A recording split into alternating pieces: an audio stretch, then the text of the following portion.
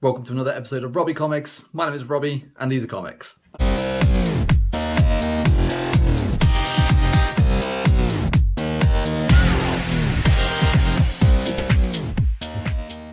Okay, so today we have got a nice stack of books, as always. Most of these are books that I picked up from sort of job lots on eBay. And there's a small stack of books that I've picked up from my local LCS today. So let's have a quick look, see what we've got. So we've got a bit of a DC run first of all. So we'll start through those. So we've got OMAC issue 2, One Man Army, question mark. But yeah, I think I showed the first issue that I got a little while ago. But yeah, so I've got a couple of other issues of OMAC. But this is issue 2, so it's, and again, it's an okay copy. It's got some creasing down the side, as you can see here, and it's not the cleanest of books, but still a great little find nonetheless. We got a random book here. We've got Night Force issue 11. Kind of fun front cover there.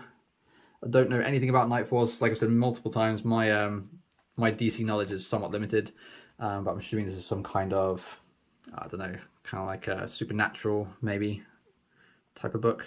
But it's actually quite a clean copy. Probably the cleanest in this job lot actually.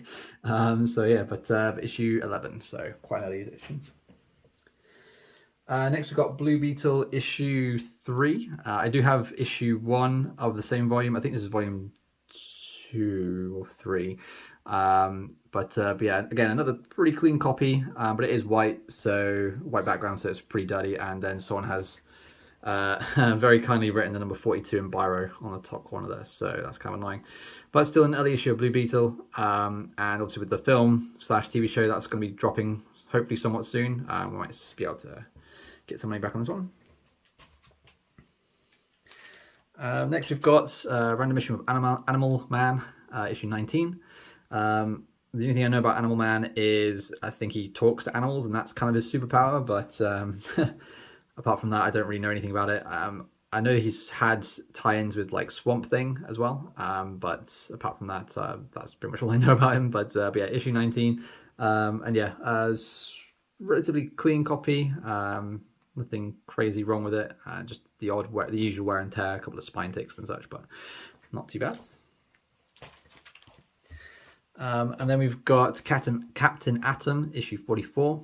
Again, I have no idea about this character. I'm getting very much Captain Planet vibes from him based on his colour. But yeah, again, other than the usual spine ticks on the side, it's a pretty nice cover. So the main reason why I bought this job lot is because of the next 2 comics. I believe there's a lot of spec around Ragman. So this is issue 1 with the origin of Ragman, or the Tatterdemalion. I haven't read this yet, and based on what I know about it, it's kind of a weird character. But yeah, it's gonna be interesting. I'm tempted to do a read through series because I don't really have anything planned as a DC read through series, so this one might be it. But yeah, I've kind of flicked through this, and he basically just has a ton of clothes that make him do stuff like turn invisible and whatnot. But yeah, I have no idea what else happens in this story. But I get very much kind of like Crow / Spawn vibes from this book. Based on how sort of graphic some of the fight scenes were from the pages that I did see. But yeah, but I got, so this job lot came with issue 1 and issue 2. Issue 1 is probably in better condition. This has a nice big crease down the back, down this page here, but yeah, otherwise they're just usual sort of wear and tear you see in these kind of 80s books. So yes, it's pretty good. And then the last book from the DC lot is Plastic Man issue 20. Again, based on my limited knowledge, he's essentially just Mr. Fantastic but a plastic man. So but yeah, it's a cool book nonetheless. Again, usual wear and tear, dents in the top right corner, spine ticks galore, but yeah, but not too bad. So that's the DC lot. The next lot we'll look at is kind of like a job lot of comics And yeah, annoyingly, this is missing one issue out of the run, but I'm hoping to pick up the missing issue when I go to London Comic Con, hopefully. So let's have a quick flick through these. So we've got Secret Wars issue 1.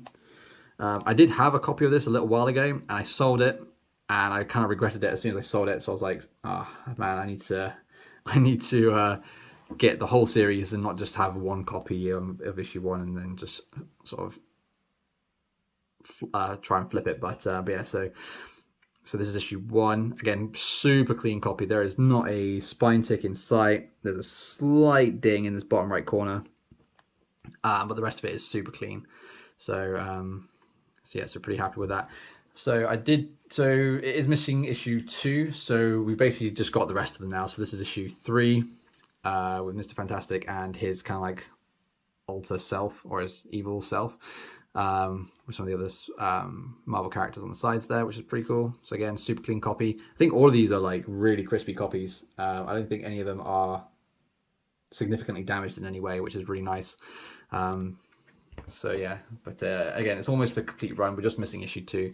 But there's issue 4. Again, super crispy, super clean. Loving it.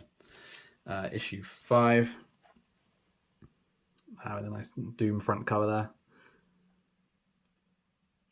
really cool. Issue 6 with an epic fight scene on the front cover there. I've just noticed actually this says 6 of 8, but then when you get the next issue it says 7 of 9.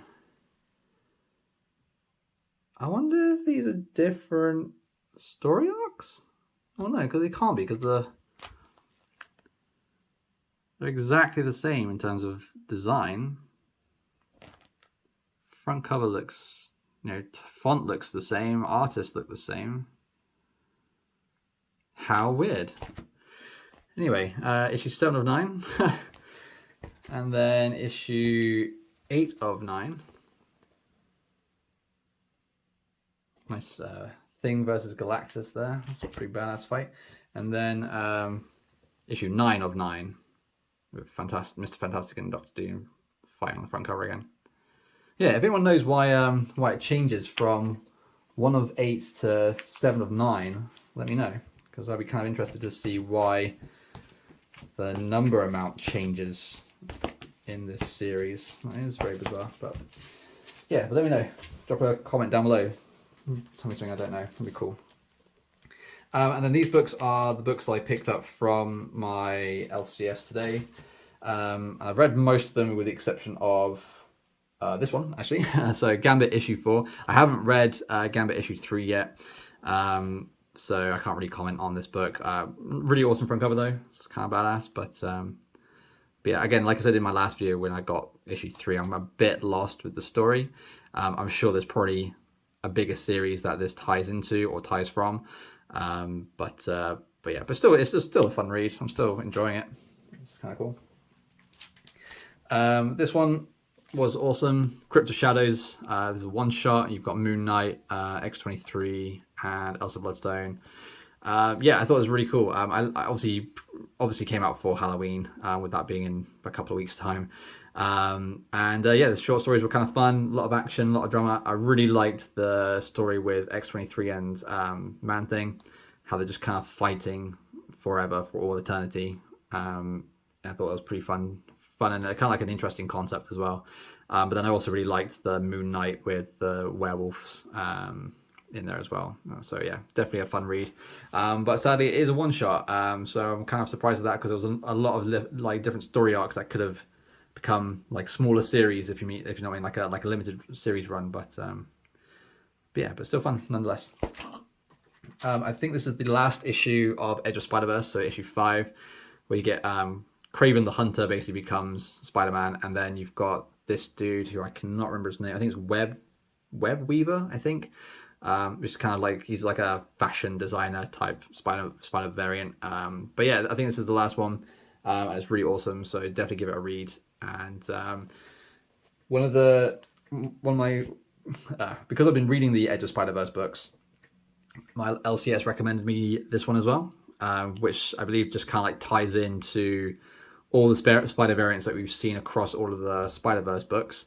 And it's now actually being put together in a story. And holy crap, this was awesome.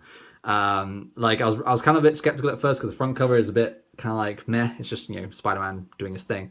But yeah, the story is awesome. I'm not gonna spoil it, but it has everything you want in it. It's got some classic Spider-Man moments, some crazy things that you wouldn't have expected, and then a big oh shit moment at the end of this. So I highly recommend it. Actually, two big oh shit moments at the end of this. So I highly recommend it if you haven't got it already. Pick this up and enjoy the ride. I certainly will be. And we'll probably do maybe like a little review of this series as it comes out, which is awesome. I probably should have ended it on that one, but I've just realized I haven't shown off this one, which is Poison Ivy issue 5. I think there's only 6 issues of this one. It is starting to come to an end. I feel like, obviously, if you haven't read this one already, spoiler incoming, but essentially Poison Ivy is kind of like blanketing the earth with a bunch of these spores that essentially just kill people. But because she's the main vessel of these spores, they're starting to affect her and affect her mind. So now she's coming to the end where she's fighting the scientist that turned her into Poison Ivy, whose name I can't remember. And there's like a really cool like fight between her and him, which is really cool. It's super dramatic. The artwork is it's so good in this book. I can't get over how awesome it is. So I just can't wait to see what happens and see how it ends.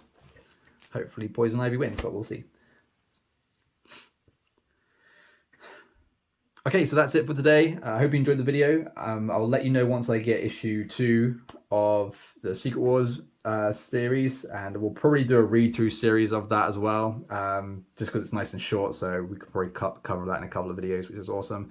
Yeah, let me know what you think in the comments. Drop some comments down below. Let me know what you guys have got on your pull list and what you're collecting. I'd really appreciate that. And as always, thanks so much for watching. If you like what I'm doing, please hit the like button and subscribe to the channel. And yeah, you know the deal is. Peace out and stay crispy.